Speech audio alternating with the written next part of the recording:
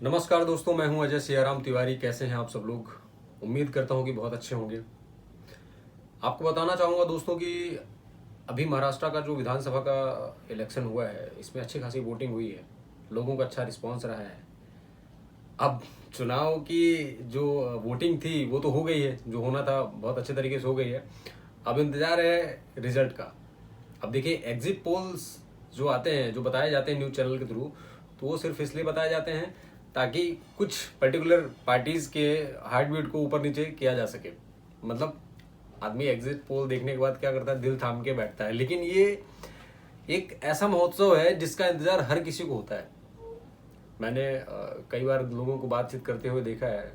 अभी मुंबई में चाहे रिक्शा वाला हो, चाहे पानीपुरी वाला हो, चाहे बड़ा बिजनेसमैन हो, मतलब हर कोई इन सब चीज़ों में बहुत ज़्यादा इंटरेस्टेड रहता है, और होना भी चाहिए, क्योंकि ये एक आर्थिक नगरी है। यहाँ से मतलब न जाने मतलब किस किस तरीके का बिजनेस चलता है, और न जाने कितना टर्नओवर गवर्नमेंट के थ्रू हमारे इंडिया को दिखाया जाता है, दिया जाता है। आर्थिक नगरी मतलब कॉमर्शियल, जितना भी कॉमर्स का जितना भी बेस है, मुंबई से ही है पूरा, मैक्सिमम मुंबई महाराष्ट्र से। तो आप समझ सकते हैं कि यहाँ का विधानसभा का चुनाव कितना इम्पोर्टेंट होगा हर एक उस नागरिक के लिए जो कि यहाँ पे रह रहा है। इवन झारखंड में भी चुनाव हुए हैं, लेकिन झारखंड का चुनाव चुनाव मतलब था, अच्छा था। वहाँ भी ज़रूरत है अच्छी चीज़ों की, और अच्छे डेवलपमेंट की ज़रूरत है। पहले तो थोड़ा बहुत हो भी रहा था। अब मैं ऐसा, आप ये मत सोचिएगा कि मैं किसी पर्टिकुलर पार्टी का सपोर्ट कर रहा हूँ। पहले डेवलपमेंट देखा तो मैंने बोला कि मैं वहाँ पे झारखंड में 2019 में एक फिल्म शूट करने गया था। तो वहाँ के रिजल्ट्स जो देखे थे, वहाँ का जो डेवलपमेंट था, वहाँ की जो चीज़ें थी, वो बहुत अच्छा लगा था देखने में। ऐसा लगा ही नहीं था कि ये झारखंड को जितना पिछड़ा वर्ग बोलते हैं, पिछड़ा बोलते हैं कि पिछड़ा स्टेट है, कहीं से कहीं तक नहीं लगा। अच्छे एजुकेटेड लोग मिले वहाँ पे। रांची में मैं रह रहा था उस टाइम पे। तो झारखंड का तो उतना मुद्दा गर्म नहीं था, लेकिन यहाँ का जो चुनाव हुआ, तो यहाँ के देखिए, चुनाव एक ऐसा माहौल है कि इसमें घर में बैठे हुए आदमी को एक अंदाजा होता है, मतलब एक एक्साइटमेंट होता है कि अब आगे क्या होने वाला है। जैसा कि आपने सुना होगा कि अभी एक न्यूज़ में जो चल रहा था कि विनोद तावड़े जी, जो बीजेपी के हमारे लीडर हैं, तो उनको होटल में रंगे हाथों पकड़ा गया है पैसे बांटते हुए। तो सिंपल सा, इसका कोई सबूत नहीं है, इसका कोई प्रूफ नहीं है, लेकिन घर में बैठे हुए आदमियों के आंखों में ना एक्साइटमेंट आ जाता है कि अच्छा कुछ तो नया आया है। लेकिन उनको सारी चीज़ें पता है। देखो, महाराष्ट्र की पब्लिक है, यहाँ अपना बिजनेस कर रही है, काम कर रही है, व्यापार चला रही है। यहाँ पे छोटे छोटे बच्चे भी हैं ना, बहुत नॉलेजेबल बंदे हैं। उनको दुनियादारी पता है कि कौन क्या कर सकता है। तो कहने सुनने वाली बातों पे मत जाइएगा। जब तक कोई भी चीज़ प्रूफ ना हो, किसी भी चीज़ का प्रूफ ना हो, या कोई प्रूव्ड ना हो गवर्नमेंट के थ्रू या अथोराइज पर्सन के थ्रू, तब तक कहने सुनने वाली बातों में मत जाइएगा। और हमारा काम है आप लोगों के सामने कुछ चीज़ों को रखना। और आपको भी पता है हालांकि, लेकिन अगर कुछ चीज़ें नहीं होती हैं पता, कई लोगों को नहीं पता होती, तो हमारा काम है कि हम आप तक पहुंचाएं, अच्छे तरीके से पहुंचाएं। अब वही मैं आपको बताना चाहूँगा कि पिछली वीडियो में हमने बताया था ध्रुव राठी के बारे में, कि जो उन्होंने मिशन स्वराज का एक सपना अपने मन में सजो के रखा था। तो जिस हिसाब से वोटिंग हुई है, जिस हिसाब से कई सारे न्यूज़ चैनल्स में जो पब्लिक ने अपना इंटरव्यू दिया है या अपना मत रखा है कि हमने किसको वोट दिया है, कौन सी गवर्नमेंट हमारे लिए अच्छी है, तो उसके माध्यम से, उसको देखते हो, उसके नज़रिए से, तो ये लग रहा है कि ध्रुव राठी का जो मिशन स्वराज वाला सपना है वो तो अधूरा रह जाएगा। और 23 तारीख को जब रिजल्ट आएगा तो उनको बहुत दुख होगा इस बात का कि उनका मिशन स्वराज, जो उन्होंने अपने मनगढ़ंत एक फर्जी फेक मिशन स्वराज बना रखा था, हमारे महारथी का, हमारे जो पूजनीय हैं महाराज छत्रपति शिवाजी राजे महाराज का जो नाम लेके उन्होंने मिशन स्वराज का एक फेक सपना लोगों के मन में, अपने सब्सक्राइबर के मन में जो चलाया था, वो बहुत गलत तरीके से चलाया था, और वो उनका सपना टूटना जरूरी था। तो वोटिंग के माध्यम से ही पता चल जाता है। जो पब्लिक अपना बयान दर्ज करवाती है वोटिंग के दौरान, या कहो तो जो मीडिया वाले जो पूछते हैं, तो मैंने देखे कई सारे वीडियोस।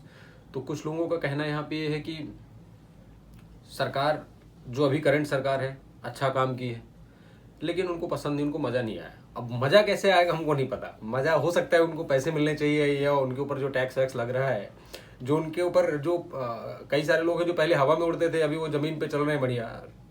मतलब हम भी जिए तुम भी जियो, सबको जीने दो, ऐसा वाला जो माहौल अभी आज की डेट में चल रहा है, तो उनको शायद वो चीज़ रास नहीं आ रही होगी।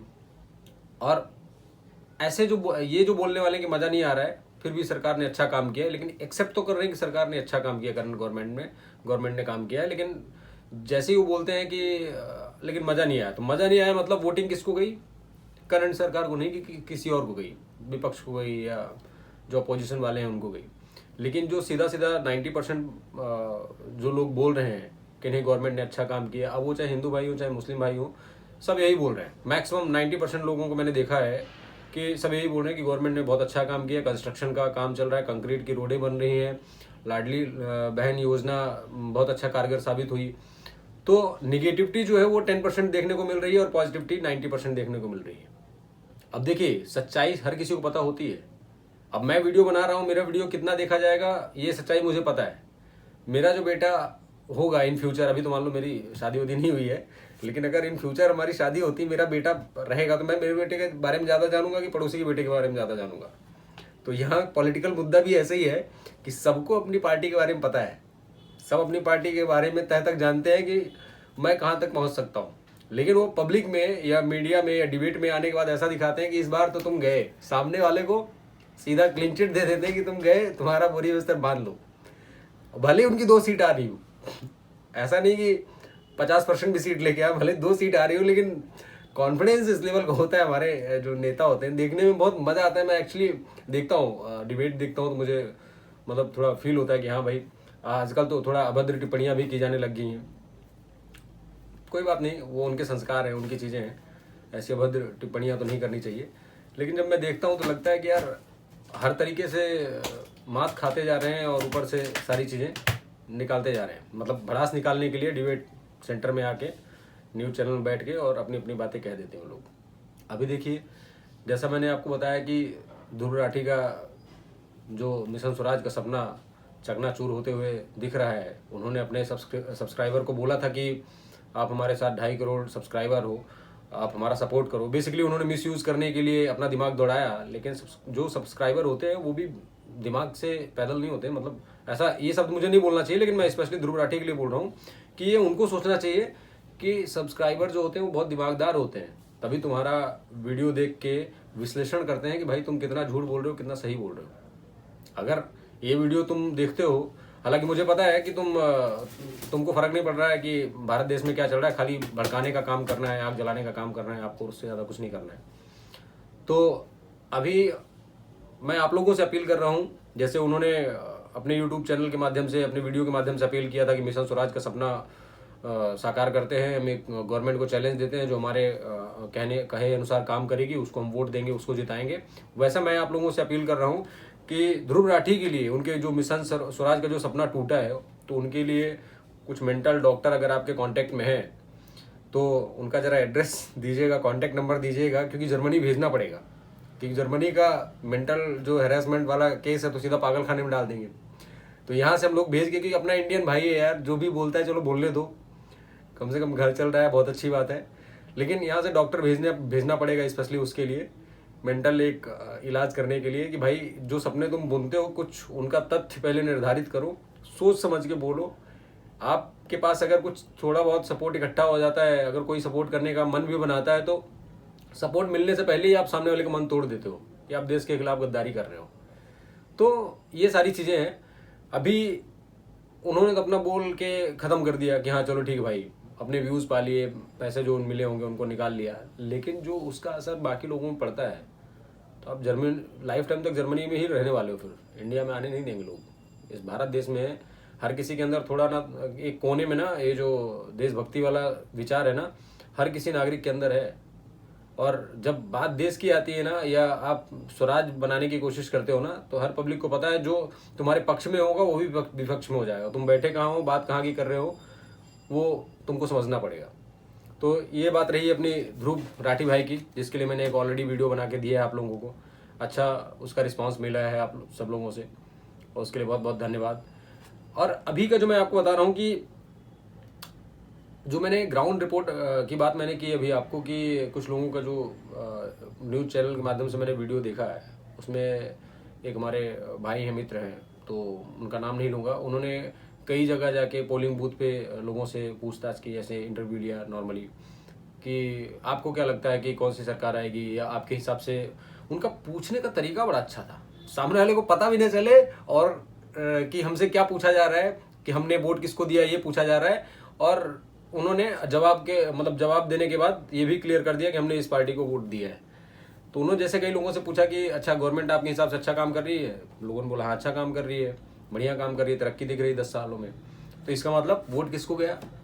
मैक्सिमम अगर मान लीजिए 70% लोगों ने कैमरा देखने के बाद ऐसा बोला, तो 70 में से 20% लोग अगर सिर्फ कैमरा देखने के बाद बोल रहे हैं तो 50% तो सही बोल रहे होंगे ना, एक एग्जांपल के तौर पे। तो मैक्सिमम जो सीटें हैं वो किसकी झोली में गिरती हुई दिख रही है, ये आप सभी को पता होगा। समझ तो गए ही होंगे आप लोग कि वापस सरकार किसके बनने वाली है। अब जैसे मैंने वापस शब्द का इस्तेमाल किया, इससे पता चल जाना चाहिए आपको कि वापस किसकी सरकार बनने वाली है महाराष्ट्र में, ये आपको बहुत अच्छे तरीके से पता है। लेकिन फिर भी खेल देखा जा रहा है कि चलो खेला हो गए, उस टाइप का खेल देखा जा रहा है और मजे लिए जा रहे हैं उस चीज़ के। दोस्तों 23 तारीख का बड़ी बेसब्री से आपको भी इंतजार है, हमको भी इंतजार है। अब 23 तारीख को जो इंतजार लगभग 1 हफ्ते 10 दिन से था, वो इस चरम सीमा पे नहीं था जो आज है। मतलब आज वोटिंग होने के बाद ऐसा लग रहा है कि हाँ भाई अब कुछ ना कुछ नया होने वाला है। पहले जब इलेक्शंस का टाइम आता था, ये पहले वोटिंग प्रक्रिया जब पूरी की जाती थी, तो उसमें आपने सुना होगा पहले के कई सारे न्यूज़ चैनल के वीडियोस उठा के आप देख लीजिए, यूट्यूब में होंगे कहीं ना कहीं, बहुत सारे बवाल होते थे। तो बोलते हैं ना कि भारत देश है और यहाँ बिना बवाल के कोई काम ही नहीं होता है, कोई भी अच्छा काम बिना बाधाओं के होता ही नहीं यहाँ पे। लेकिन इस बार का जो वोटिंग प्रोसेस है, इसमें भी बवाल करने की कोशिश की गई, इसमें भी मतलब थोड़ा कुछ माहौल ख़राब करने की कोशिश की गई। लेकिन जैसा कि मैंने आपको पिछले वीडियो में बताया था अपने कि एक सशक्त सरकार क्या कर सकती है, कैसे मेंटेन कर सकती है अपने नियम और कानून को, अपने यहाँ जो हमारे देश में लागू हैं उनको कैसे मेंटेन करना है, कैसे क्या करना है, सरकार को बहुत अच्छे तरीके से पता है। तो आपने अभी तक कोई ऐसी खबर नहीं सुनी होगी जिससे आपका मन निराश हुआ होगा। हाँ, 1-2 जगह जहाँ धरने पे बीजेपी और अदर पार्टी के जो लोग बैठने के लिए तैयार थे, तो वहाँ पे भी शॉट आउट किया गया और पुलिस बल भेजकर वहाँ पे भी सारा माहौल ठंडा किया गया। मतलब कयास तो यही लगाए जा रहे थे कि अच्छा खासा माहौल ख़राब होगा, चीज़ें ख़राब होगी, हो सकता है वोटिंग का डेट फिर से अलग दिन के लिए रख दिया जाए, लेकिन संभाल लिया गया उसको। ये एक सरकार के सशक्तिकरण को दिखाता है। पहले ऐसा नहीं था, पहले आगजनी हो जाती थी, हंगामा होता था, बहुत सारी चीज़ें होती थी। लेकिन अभी की डेट में कुछ तो बदल रहा है, कुछ तो सुधरा हुआ लग रहा है। आगजनी वाले लोग कौन होते हैं? यही होते हैं जैसे जिसके फॉलोअर्स होते हैं 2.5 करोड़, 25 मिलियन या 26 मिलियन, वही अपना बिना सोचे समझे अपना बयानबाजी कर देते हैं, फिर बाकी हमारे नॉर्मल लोग जलते रहें, हमारे अपने लोग मरते रहें, मिटते रहें, उनको कोई फ़र्क थोड़ी पड़ता है। उनको तो अपने रोटियां सेकने से मतलब है। तो अभी का जो चुनाव हुआ बिना बवाल के, बिना दंगे फसाद के हो गया, बहुत अच्छा लगा। हमारे कई सारे सेलिब्रिटी भी गए वहाँ पे वोटिंग करने के लिए, और हमारा तो वोटिंग अभी यहाँ का नहीं है, लेकिन इंटरेस्ट ऐसा है कि मुझे ऐसा लग रहा है कि मुझे अपना डॉक्यूमेंट यहाँ का बनवाना पड़ेगा। मेरा बेसिकली मध्य प्रदेश से है, तो मैं जब वोटिंग होती है तो मैं जाता हूँ वहाँ पे अपना अधिकार, मतलब एक दिन ऐसा फील होता है कि हाँ भाई मेरा अधिकार है, मैं बटन दबाऊँगा, तो उसका मज़ा अलग ही होता है। आपको एक बार वापस कुछ चीज़ें याद दिलाना चाहूँगा मैं, और ये भी कहना चाहूँगा कि ये हमारा भारत है, हमारा भारत देश है। देश के लिए जब देश की बात आती है तो हम कुछ भी करने के लिए तैयार होते हैं। अभी तो नॉर्मल से इलेक्शन है, इलेक्शन में कई सारे लोग मजाक मस्ती करते हैं, चलता है, लेकिन सीरियस मोड पे वोटिंग करना बहुत ज़रूरी है। मैंने पहले भी बोला था, अपने पिछली वीडियोज़ में बोला था, अभी भी वही बोल रहा हूँ मैं। तो आज वोटिंग करके कैसा लगा आपको, ये भी जानना चाहूँगा। अगर कमेंट करके आप बता सकते हैं तो बताइएगा ज़रूर। वीडियो पसंद आए तो लाइक करिएगा। साथ में एक चीज़ और कहना चाहूँगा मैं आपसे कि ये हमारा आज का भारत है। आपने इसके पहले भी वोटिंग की होगी, इसके पहले भी 15 साल 20 साल पहले भी आपने रिजल्ट्स देखे होंगे इलेक्शन के। वोटिंग से पहले ही बहुत सारे नियम कानूनों को तोड़ा जाता था, आगजनी होती थी, हंगामे होते थे, माहौल ख़राब हो जाता था देश का। और जैसा कि मैंने आपको अपनी पिछली वीडियो में बताया कि एक सशक्त सरकार चाहिए, एक अच्छी गवर्नमेंट चाहिए हमको हमारे देश में। ये हर एक नागरिक की इच्छा होती है, हमारी भी है। अब वो चाहे हिंदू हो चाहे मुस्लिम हो। यहाँ पे पार्टी देखकर जो बात करते हैं, खाली अपनी पार्टी के लिए, अपने जातिवाद के लिए, अपने परिवारवाद के लिए जो अपना रिलेशन खराब कर लेते हैं। देखो मैं कोई इतना बड़ा राजनीतिक या विश्लेषण करने वाला विश्लेषक नहीं हूँ या प्रवक्ता नहीं हूँ, लेकिन फिर भी जो मैं देखता हूँ, जितना मेरा सेंस है उस हिसाब से जो मुझे लगता है कि जो जातिवाद और परिवारवाद को देखते हुए जो बयानबाजी करते हैं, जिससे आम लोगों के दिलों में भी ठेस पहुँचती है, वो उनको नहीं करना चाहिए। अगर आपको यहाँ की जनता चुनती है, अगर आपको यहाँ की जनता प्यार करती है, आपके किए हुए कामों को देखती है, निरखती है, परखती है, उसके बाद ही आपको वोट देगी। तो आप अच्छा काम करिए। पता चले वोट लेने के लिए आप घर घर जाते हैं, उसके बाद आप सालों साल दिखते नहीं हैं। हमारे यहाँ भी कई बार ऐसा होता था कि जब वोटिंग का टाइम होता था, इलेक्शन का टाइम आता था, तो बड़े बड़े नेता बड़ी बड़ी गाड़ियों से आते थे जब मैं छोटा था उस टाइम पे, और उसके बाद पता नहीं चलता था 5 साल हो गए किधर। 5 साल अगर उनके पास मिलने के लिए भी अगर कोशिश की जाए एक आम आदमी, तो पहुंचने की बहुत बड़ी बात है। नॉर्मल आदमी जो गांव का प्रधान होता था वो भी वहां तक नहीं पहुंच पाता था इजीली। लेकिन आज की डेट में ऐसा नहीं है। अभी आपने देखा है चुनाव जो महाराष्ट्र का हुआ है, इवन जो झारखंड का हुआ है, तो दोनों जगह बहुत ही शांतिपूर्वक चुनाव संपन्न किया गया, चुनाव प्रक्रिया पूरा संपन्न की गई। कुछ लोगों ने माहौल ख़राब करने की कोशिश की थी। यूपी में भी कुछ जो चुनाव चल रहे थे अभी, आज जो था वहाँ पे, तो वहाँ भी थोड़ा माहौल ख़राब करने की कोशिश की गई। लेकिन जो मैंने बोला आपको कि गवर्नमेंट को सशक्त होना, एक स्ट्रेट फॉरवर्ड काइंड ऑफ होना बहुत ज़रूरी है। और वो दिखता भी है, हर जगह दिखता है, हर फील्ड में दिखता है कि यहाँ पे लोग ना हंगामा करने से पहले डरते हैं कि हमारा घर टूट जाएगा, हमारा घर गिरा दिया जाएगा। अब चाहे वो महाराष्ट्र का आदमी हो या झारखंड का आदमी हो या यूपी का आदमी हो, एमपी का हो, कहीं का भी हो, हर किसी के मन में एक भय है इस चीज़ को लेकर कि अगर मैं गलत करूंगा तो उसका रिजल्ट हमको तुरंत भुगतना पड़ जाएगा। पहले क्या होता था, पहले कांड कर दिए लोगों ने और केसेस चलते रहते थे 100 सालों तक। उनके मरने के बाद भी केसेस चलते थे, लेकिन रिजल्ट नहीं आता था उनका, कुछ सजाएं नहीं होती थी। लेकिन आजकल ऐसा नहीं है।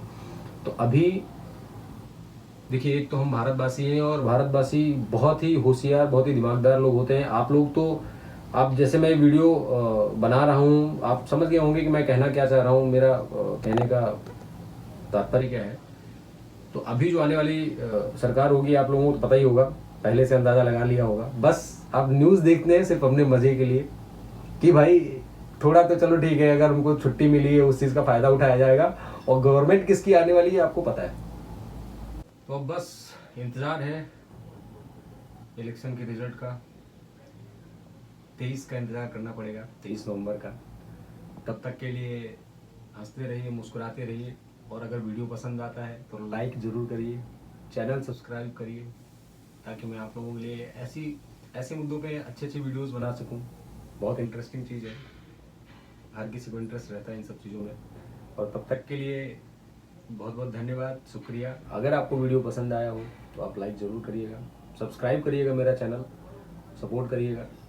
मैं ध्रुव राठी जैसे आपको ये नहीं बोलूँगा कि आप लोग हमारा सपोर्ट करिए, हमारे हिसाब से चलिए और मैं सरकार पलटने की जिम्मेदारी लूँगा, ऐसा कभी नहीं होगा, क्योंकि मैं इन सब चीज़ों में वैसे भी इंटरेस्टेड नहीं हूँ। मुझे तो मतलब लोगों का ब्रेन वॉश करना मेरा काम नहीं है। वापस से एक बार बोल देता हूँ, लाइक करिएगा, चैनल सब्सक्राइब करिएगा। मिलते हैं रिजल्ट के टाइम। हो सकता है रिजल्ट के पहले एक वीडियो मेरा और आए, और देखते हैं एग्जिट पोल का नतीजा क्या आ रहा है, लोगों के विचार क्या आ रहे हैं उसमें, उसके हिसाब से आगे मिलते हैं। और नहीं तो फिर 23 को मिलेंगे हम लोग शाम को। थैंक यू, तब तक के लिए बहुत बहुत धन्यवाद, नमस्कार।